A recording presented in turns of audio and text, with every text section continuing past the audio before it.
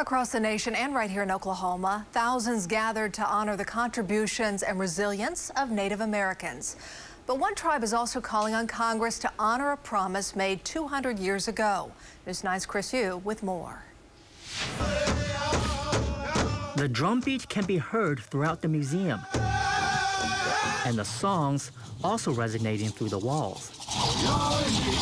It's Indigenous Peoples Day in the U.S., and here in OKC, Mayor David Holt of the Osage Nation marks the occasion with a proclamation. And whereas the 133-year history of Oklahoma City is rich, but overshadowed by the many centuries of Indigenous history that preceded it. That proclamation just one of numerous events at the First Americans Museum in OKC today to honor the history of Indigenous people.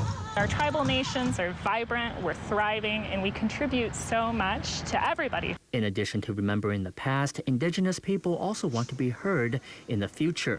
So the Cherokee Nation is pushing to have its first ever delegate in the U.S. House of Representatives. Kim Teehee is the nominee. Our delegate is not a voting delegate, meaning it will not vote in final passage during final deliberations on the House floor.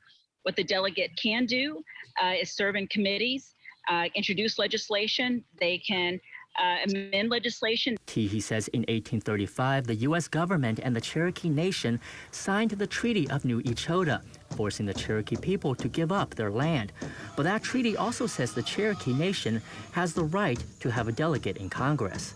It would give us a seat at the table.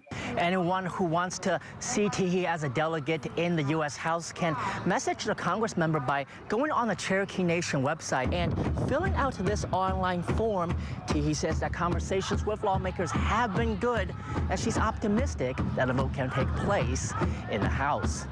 In Oklahoma City, Chris Yu, Oklahoma's own News 9.